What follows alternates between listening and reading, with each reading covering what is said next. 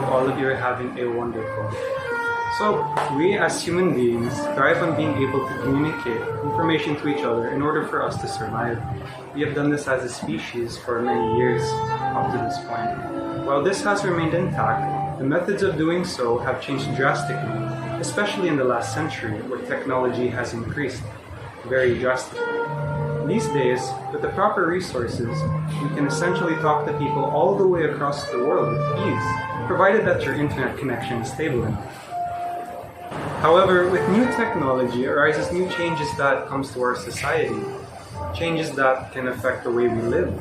Changes that can affect the way that we do things in our daily lives, communicate, travel. These are all things that technology has affected. In this video, we will discuss 4 aspects of information and communication, the influences of its past and current developments on Philippines and global economy, or global society, its societal influences, its roles in Philippine regional and national development, and its issues and stands and actions that can be taken. Enjoy the video.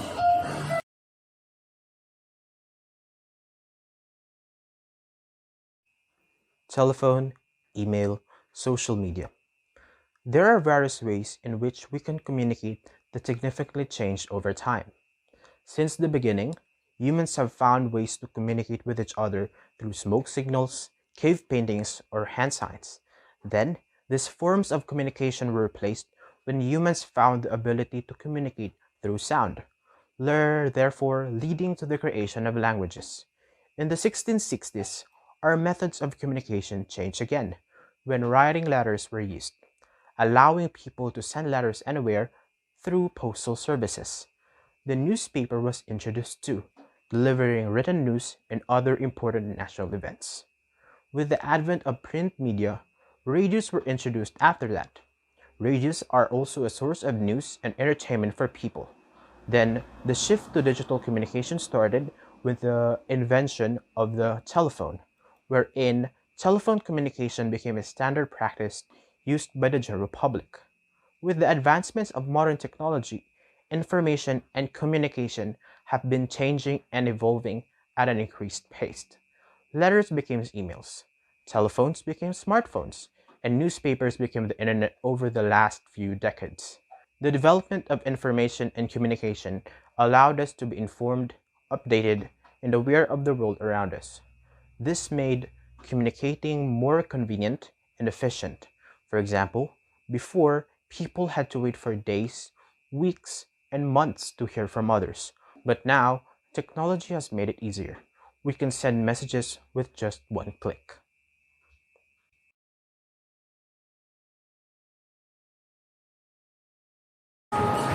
Okay, now it's time for the societal influences on developments in information and communication in local and global settings.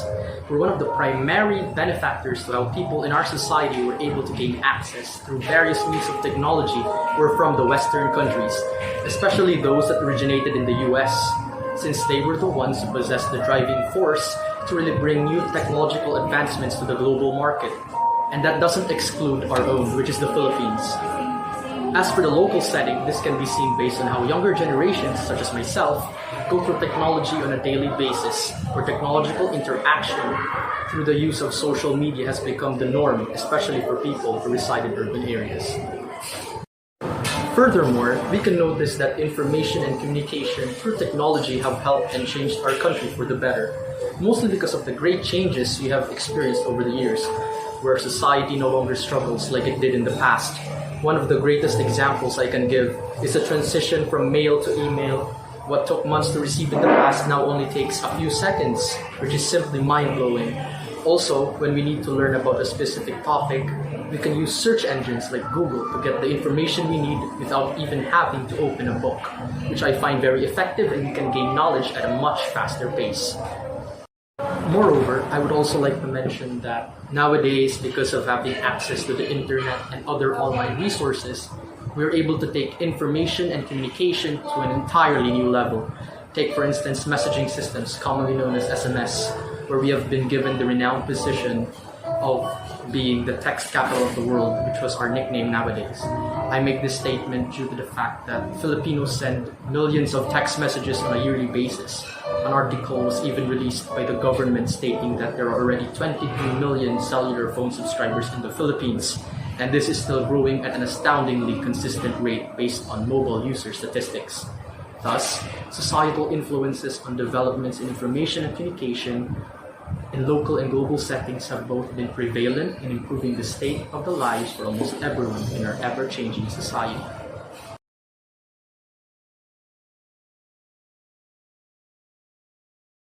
Now for the roles of information and communication in Philippine regional and national development, we can see that for every nation, information and communication have become the foundation of progress. It offers significant advantages and promotes objectivity and transparency. It also aids in the simplification of numerous administrative procedures. Access to the utilization of information and communication is now a key contributor to competitiveness, economic expansion, and social advancement. Since we can now text or phone to connect with others, it made communication between individuals much more efficient. In the past, however, it was more difficult and people relied more on writing letters, even if emails were invented decades later.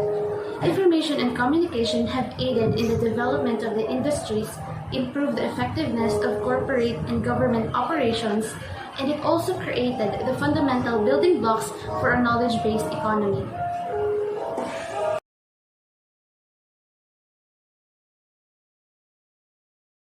The advancement of information and communication has significant drawbacks as well. Scam and phishing messages have become prominent as well, that one should be wary of these kinds of attacks. Although these can be reported to authorities, the frequency of these kinds of messages has led to the common folk to be tolerable to it instead. Information has become accessible to everyone, so much so that fact-checking and presenting information before deeming it as accurate has become entirely void. In other words, when we depend on technologies for analyzing and consuming information, parts of our brain cease to be used. And when this happens, they stop growing. This dependency can become harmful as much as it is easily influential to everyone. Young children are most vulnerable. Exposure to incorrect and inappropriate forms of content online may affect them in ways that are beyond their comprehension. From being completely engrossed to their phones and the internet, one can develop dependency and feel the need to seek validation from strangers on the internet. Social interactions have become instantaneous and can be anonymous at online at times. And these devices can become cover-ups in cyberbullying and other forms of harassment. It is clear that if humans are overly dependent on the convenience of information and communication and are used with malicious intentions, it hinders the progressiveness that it claims to be. Being a responsible and accountable transmitter of information and communicator is a necessary quality as a member of the society.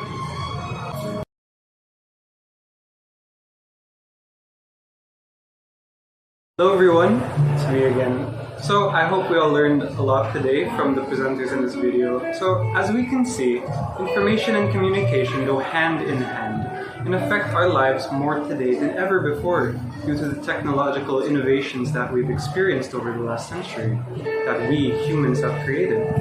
However, it also means that we have to be responsible with the way we use information and communication within our lives, along with the way we share it with others, that we can use it in a way that will make people happy and promote the well-being of people around us. This also requires us to identify cases where it is misused and used to take advantage of people that don't know any better. So one thing's for sure, as time goes on, connections will grow faster and information will be more accessible to all kinds of people. But we must remember our place in all this and not get swept up by the hype. The future generation must be educated and taught how to properly take in information that is communicated, whether online or offline, wherever they get it. The mistakes that we see today are lessons that we build upon to create a better world for those around us. We must not repeat the mistakes of the past, but rather learn from them and become better people. So thank you everyone for watching the video. I hope you all enjoyed it.